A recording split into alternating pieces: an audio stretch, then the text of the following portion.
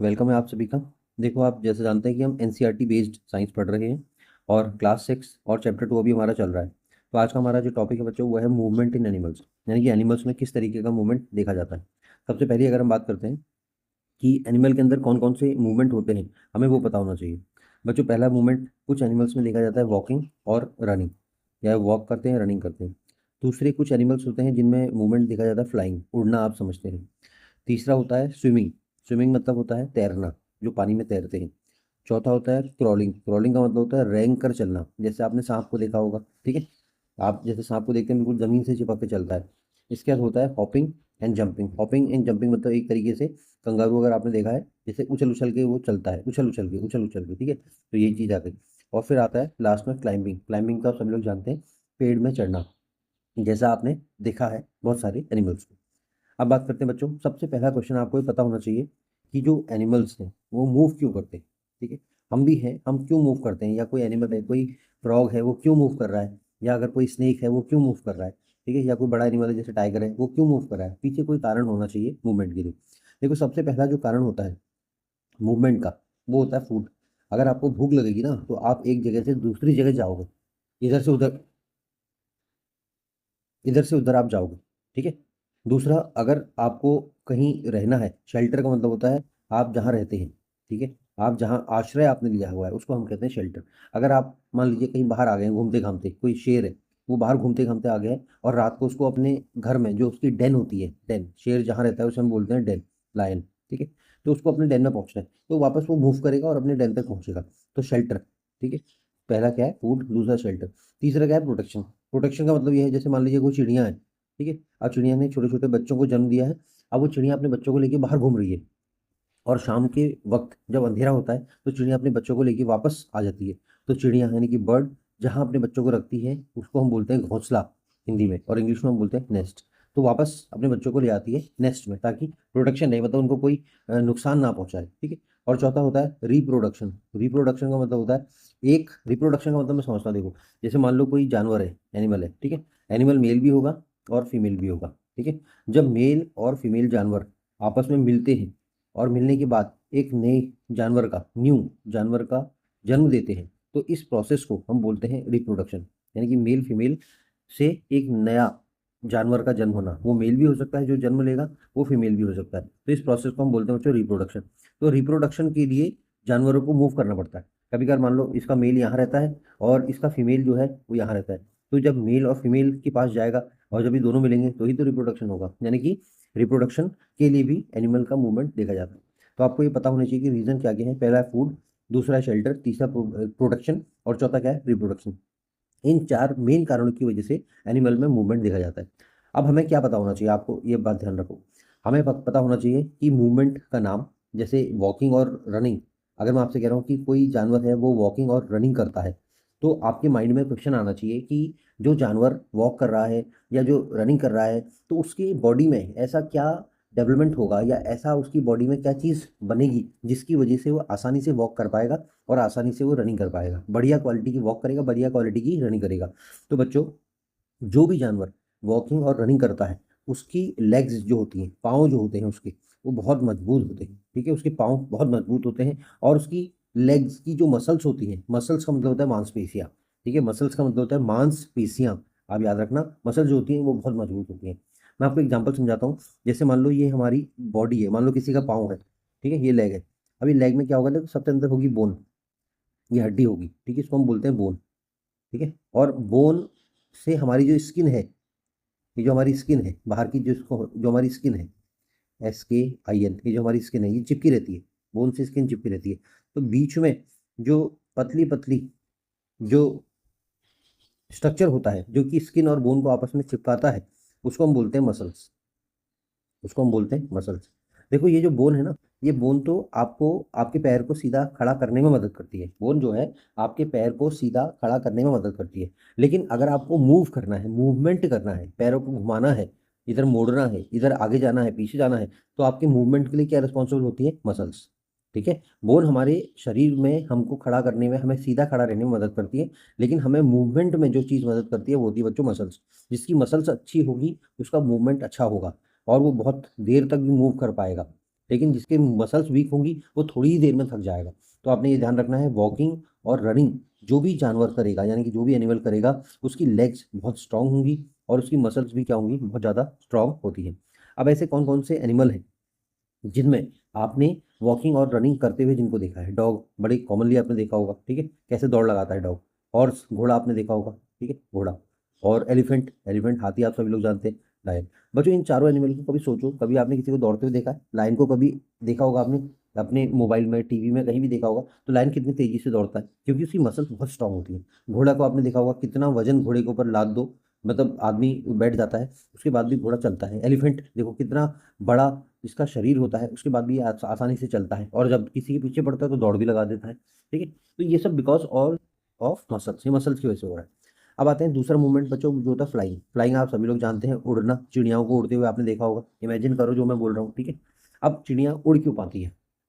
क्योंकि चिड़ियाओं के पास क्या होते हैं, विंग्स होते हैं। विंग्स होते हैं, पंख होते हैं इनके पास, इसलिए चिड़िया उड़ पाती हैं। बात समझ में आ गई? दूसरा, चिड़िया क्यों उड़ पाती हैं? चिड़िया इसलिए उड़ पाती हैं क्योंकि उनका जो शरीर होता है, उनकी जो बॉडी होती है वो बहुत हल्की होती है। देखो हमारी तरह कोई बहुत मोटा आदमी, 100 किलो का आदमी, ठीक है, और एक चिड़िया 3 किलो की, तो देखो बॉडी हल्की हो गई ना। तो जिसकी बॉडी जितनी हल्की होगी उसको आसानी में उड़ने में उतना मदद होती है, ठीक है। तो विंग्स आपने ध्यान रखना है। अच्छा, जब कभी आपने देखा होगा ना, कोई अगर आप फ्लाइट से, आप एक जगह से दूसरी जगह आप एरोप्लेन से जा रहे हैं, तो एरोप्लेन में भी आपका, जब आप टिकट अपना बुक कराते हैं तो वो लोग क्या करते हैं ना, आपका वेट फिक्स कर देते हैं कि भैया आप अपने साथ इतना केजी सामान लेके आ पाओगे, क्योंकि ज़्यादा सामान नहीं लाओगे, क्योंकि उनको पता होता है कि हमें एरोप्लेन का टोटल वेट कितना रखना है, टोटल कितने लोग जाएंगे, उनका सामान कितना कितना होगा। उससे ज़्यादा सामान अगर होगा तो एरोप्लेन को उड़ने में दिक्कत होगी। यानी कि अगर कोई चीज़ उड़ना चाह रही है तो उसका वेट क्या होना चाहिए, हल्का होना चाहिए, ठीक है। और तीसरा जो इंपॉर्टेंट फीचर होता है फ्लाइंग के लिए जो चाहिए होता है, वो होती है स्ट्रॉन्ग। स्ट्रॉन्ग का मतलब होता है बच्चों मजबूत। चेस्ट, चेस्ट मतलब होता है छाती। मसल्स का मतलब होता है मांसपेशियां। यानी कि जो चेस्ट होती है, अब अगर अपने अपने चेस्ट में हाथ लगाओ, आप अपने चेस्ट में हाथ लगाओ, तो ऐसी चिड़ियाओं की भी चेस्ट होती है, बर्ड्स की भी चेस्ट होती है, ठीक है। तो इनकी जो चेस्ट की जो मसल्स होती है, मैंने मसल्स आपको बता दी, मसल्स क्या होती है, देखो मसल्स दिखाया मैंने आपको, बोन और स्किन के बीच में, ठीक है। ये जो मसल्स होती है चेस्ट की, ये बहुत मजबूत होती है इनकी, इसकी वजह से ये फ्लाई कर पाती है। अब एग्जाम्पल आपने देखे हैं, देखो बच्चों, ईगल तो आपने देखी होगी, ठीक है। ईगल, बाज, पिजन, कबूतर। बैट, बैट को कहते हैं चमगादड़। बटरफ्लाई, बटरफ्लाई को तितली कहते हैं, ठीक है। ये सब पता होना चाहिए आपको हिंदी में क्या क्या बोलते हैं। अब अगले मूवमेंट में आते हैं। अगला मूवमेंट है बच्चों स्विमिंग। स्विमिंग का मतलब तैरना। स्विम तो आपने भी किया होगा, मछली भी करती है, मछली में भी स्विमिंग मिलती है। डॉल्फिन, डॉल्फिन, इसमें भी स्विमिंग मिलती है। व्हेल भी स्विम करती है, और आप भी स्विम करते हैं, ठीक है। तो स्विमिंग क्या है? Swimming is a kind of movement. लेकिन हम लोग तो कभी शौकिया स्विमिंग करते हैं, हम लोग शौकिया स्विमिंग करते हैं। लेकिन ये लोग क्या करते हैं, इनका जो नेचुरल मूवमेंट है वही स्विमिंग है। ह्यूमन भी स्विमिंग करता है, लेकिन ह्यूमन स्विमिंग शौकिया करता है, मतलब सीख के करता है। लेकिन इनका तो नेचुरल मूवमेंट ही स्विमिंग है, ठीक है। तो जब इनका नेचुरल मूवमेंट स्विमिंग होगा तो इनकी बॉडी में भी बहुत सारे चेंजेस होंगे। वो चेंजेस ऐसे होंगे जो इनको स्विमिंग करने में मदद करेंगे। पहला चेंज क्या होता है? Stream lined body. Streamed line body. Stream line body का मतलब समझ लो बेटे। देखो मैंने एक बॉडी बनाई, ठीक है, मैं आपको एक डायग्राम बना रहा हूँ। ये डायग्राम आप देखो, मैंने एक लाइन सीधी खींची, ये हो गया। अब मैंने एक लाइन खींची, फिर इसको उठाया, फिर ये इस तरीके से, इस तरीके से, ये दूसरा हो गया, ठीक है। अब ये वाला जो एरिया है, ये एरिया है सीधा है। अब मान लो यहाँ से पानी अगर आएगा ना, तो पानी अगर आएगा तो पानी सीधे बह के चला जाएगा। यानी कि जब ये आगे को बढ़ेगी लाइन, तो इसमें पानी का कोई प्रेशर नहीं पड़ेगा, फोर्स नहीं पड़ेगा, ठीक है। लेकिन अगर मान लो इसको देखते हैं, अगर यहाँ से पानी अगर आ रहा है तो पानी पहले यहाँ टकराएगा, फिर यहाँ टकराएगा, फिर यहाँ टकराएगा, यहाँ टकराएगा। यानी कि ये वाला जो जानवर है जिसकी बॉडी ऊपर से ऐसी है, तो जैसे जैसे आगे को बढ़ेगा पानी का प्रेशर इसको पीछे को करता रहेगा, धक्का देगा। तो यहाँ पे क्या होगा, इसको तैरने में दिक्कत होगी, ठीक है। और यहाँ इसको तैरने में आसानी होगी। तो ये वाली जो एरिया है, ये मतलब ये वाला जो एनिमल है जिसकी बॉडी इस तरीके से है, उसको हम बोलते हैं stream lined body. Stream lined body, stream पानी की स्ट्रीम में लाइंड होगी, समझ लो एक तरीके से, ठीक है। अब दूसरा फिन्स होते हैं इनके पास, ठीक है। फिन्स, फ्लिपर होते हैं, ठीक है, और इनकी टेल बहुत मजबूत होती है। तो देखो फिन्स आप समझते हैं, फ्लिपर्स होते हैं, और ये टेल, टेल तो आप जानते हैं सब। फिन्स भी क्या होते हैं, इनको तैरने में मदद करते हैं, फ्लिपर्स भी तैरने में मदद करते हैं। तो ये सब की वजह से ये अच्छी स्विमिंग कर पाते हैं। अब आते हैं बच्चों अगले पॉइंट पे। अगला पॉइंट है हमारा, जो अगला मूवमेंट है वो है आपका क्रॉलिंग। क्रॉलिंग का मतलब होता है बच्चों रेंग कर चलना। क्रॉलिंग, रेंग कर कौन कौन चलता है? स्नेक, सांप को देखा होगा आपने। स्नेल, स्नेल को भी जानते हैं आप, ठीक है। स्नेल, स्नेल का जो नाम होता है ना, जो साइंटिफिक नेम होता है स्नेल का, पाइला ग्लोब्यूसा। पाइला ग्लोब्यूसा होता है। क्या होता है? पाइला ग्लोब्यूसा। अरे अभी याद नहीं भी करोगे चल जाएगा, लेकिन स्नेल को इमेजिन करो। कैटरपिलर, कैटरपिलर आप जानते हो, जो बटरफ्लाई होती है, बटरफ्लाई का जो बच्चा होता है, ठीक है। तो यंग स्टेज में हम बटरफ्लाई को क्या बोलते हैं? कैटरपिलर बोलते हैं। तो कैटरपिलर देखो, स्नेल देखो, या स्नेक देखो, ये सब क्या है, ये सब क्रॉल करके चलते हैं, क्रॉलिंग करके चलते हैं, क्रॉलिंग। अब क्रॉलिंग करके चल रहे हैं। अब जो बच्चा या जो एनिमल जो क्रॉलिंग करेगा उसकी बॉडी में क्या अलग कुछ देखने को मिलेगा। रैंक के कौन चल रहा है, आप चलते हो रैंक के, नहीं चलते हो। कभी लायन को रैंक कर चलते हुए देखा है, नहीं चलता है, ठीक है। कभी आपने उसको डॉल्फिन को रैंक कर चलते हुए देखा, नहीं देखा है, क्योंकि सबका मूवमेंट अलग अलग है। डॉल्फिन का स्विमिंग है, ठीक है, आपका क्या है, वॉकिंग है, रनिंग है, लायन का भी यही है, ठीक है। तो अब इनमें क्या है, जो क्रॉल करके चलेंगे उनकी बॉडी में भगवान ने मतलब नेचर ने क्या बनाया है, क्या। देखो बच्चों, अगर आपको क्रॉलिंग करनी है, मतलब किसी एनिमल को अगर क्रॉलिंग करनी है, तो आपकी बॉडी फ्लेक्सिबल होनी चाहिए, सबसे पहली बात। फ्लेक्सिबल का मतलब होता है लचीली। फ्लेक्सिबल का मतलब होता है लचीली। लचीला मतलब अपने हाथ को लो, हाथ को लचीला कर दो, बिल्कुल सॉफ्ट, कभी भी कहीं भी मुड़ जाएगा, कोई दिक्कत नहीं, ठीक है। दूसरा होता है स्ट्रॉन्ग बॉडी मसल्स। दूसरा क्या होता है, स्ट्रॉन्ग बॉडी मसल्स। एक तो आपका शरीर बहुत लचीला होना चाहिए, बहुत सॉफ्ट होना चाहिए, ठीक है। और दूसरा, आपकी जो मसल्स हैं वो बहुत ज़्यादा स्ट्रांग होनी चाहिए, तभी जाके आप क्रॉल कर पाओगे, क्योंकि मसल्स ही आपको एक पोजीशन से दूसरी पोजीशन में धक्का मार के आगे को करती हैं। फिर आप उस पोजीशन पहुंचे, फिर मसल से धक्का मारा, फिर आप आगे को बढ़े, ठीक है। तो ये है क्रॉलिंग। अब आता है बच्चों अगला जो मूवमेंट है, वो है hopping and jumping. Hopping and jumping, kangaroo देख लो आप। कंगारू को कभी देखा तो होगा ना चलते हुए। तो कंगारू क्या करता है, उचक उचक के चलता है। या आपने फ्रॉग को देखा होगा कभी, ठीक है। फ्रॉग को मेंढक कहते हैं, जिसे मेंढक। फ्रॉग भी देखा होगा, उछल उछल के चलता है। रैबिट भी देखो, उछल उछल के चलता है, उछल उछल के। तो उछल उछल के चलने वाला जो मूवमेंट होता है बच्चों, हम उसको बोलते हैं हॉपिंग एंड जंपिंग। बात समझ में आ गई। अब कोई भी जानवर जिसको हॉपिंग या जंपिंग करके चलना है, उसके पास सबसे ज्यादा जरूरी क्या है, उसकी जो हिंड लिम्ब होंगे, हिंड, HIND, हिंड लिम्स जो होंगे, वो बहुत मजबूत होने चाहिए। अगर आपकी हिंड लिम्ब मजबूत नहीं है, तो आप जंप नहीं कर पाओगे। फ्रॉग जैसे उछल उछल के उछल उछल के उछल उछल के आगे बढ़ता है, तो क्योंकि because of powerful hind limb. बात समझ में आ गई। दूसरा, इनकी जो मसल्स होंगी वो भी बहुत स्ट्रांग होंगी, ठीक है। मसल्स क्या होंगी, बहुत स्ट्रांग होंगी। मसल्स अगर स्ट्रांग नहीं होंगी तो थक जाएगा, एक बार उछलेगा, उछल तो जाएगा हैंडलिंग की वजह से, लेकिन थक जाएगा। बात समझ में आ गई। अब देखो बच्चों, ये आप समझ गए, बिकॉज ऑफ पावरफुल हैंडलिंग और strong muscles for jumping, they can do hopping and jumping. बात समझ में आ गई। अब देखो, अब मैं आपको बताता हूँ कि हिंडलिम क्या होते हैं। देखो, कोई जानवर है, ठीक है। ये जानवर दो पाँव आगे होंगे और दो पाँव पीछे होंगे। कुत्ते को देखो आप, डॉग को। डॉग के दो पाँव आगे होते हैं और दो पाँव पीछे होते हैं, होते नहीं होते, होंगे बिल्कुल। अभी पीछे के जो पाँव होते हैं इनको हम बोलते हैं लिम्स, और आगे के जो पाँव होते हैं इनको भी हम बोलते हैं लिम्स। बात समझ में आ गई, दोनों को हमने लिम्स बोल दिया। लेकिन आगे वाले जो पाँव होते हैं इनको हम बोलते हैं फोर लिम्स, FORE, फोर। आगे वाले जो पाँव होते हैं इनको हम बोलते हैं फोर लिम्स, और पीछे वाले जो पाँव होते हैं इनको हम बोलते हैं हिंड, HIND, हिंड लिम्स। पता होना चाहिए आपको, ठीक है। पीछे वाले जो पाँव होते हैं इनको हम बोलते हैं हिंड लिम्स, और आगे वाले जो पाँव होते हैं इनको हम कहते हैं फोर लिम्स। इसलिए हॉपिंग एंड जंपिंग करने में फ्रॉग हो, कंगारू हो, रैबिट हो, इनके हिंड लिम्ब जो होते हैं, पीछे के जो पाँव होते हैं, बहुत मजबूत होते हैं, इसलिए ये हॉपिंग एंड जंपिंग कर पाते हैं। अब आते हैं अगला मूवमेंट, जिसे हम बोलते हैं क्लाइंबिंग। अगला मूवमेंट क्या है हमारा, क्लाइंबिंग। क्लाइंबिंग का मतलब समझ रहे हो, पेड़ में चढ़ना। That is an activity that is called as climbing, climbing. अब क्लाइंब कौन करता है, मंकी देखा होगा आपने बंदर को। बंदर पेड़ में चढ़ जाता है, ठीक है, ठीक है, बंदर पेड़ में चढ़ जाता है। लेकिन सांप भी पेड़ में चढ़ जाता है, ठीक है।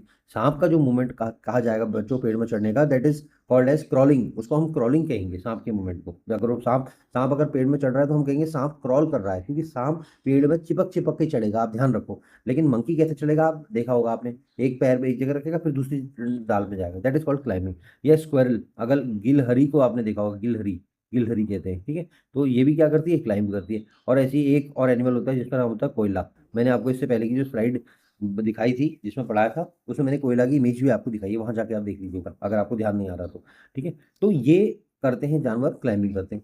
अब क्लाइंबिंग करने के लिए इनके पास भगवान ने यानी कि नेचर ने क्या डेवलपमेंट करा, इनके शरीर में ऐसा क्या बना दिया जिसकी वजह से क्लाइंबिंग कर पा रहे हैं। सबसे पहला पार्ट बच्चों, इनके जो क्लॉज, क्लॉज मतलब होता है पंजे। क्लॉज का मतलब होता है पंजे। आपने देखा होगा ना, मुर्गी के नीचे पंजे होते हैं, वेब्ड फीट होते हैं। ऐसे ही कुत्ते के पंजे होते हैं, बिल्ली के पंजे होते हैं, सबसे नीचे का एरिया देखो। जैसे मान लो ये हमने बिल्ली का पाँव बनाया, और बिल्ली के पाँव के नीचे वाला जो एरिया होगा ये पंजे है, ठीक है। या ये शेर का पाँव बनाया, नीचे वाला जो एरिया होगा ये पंजे है।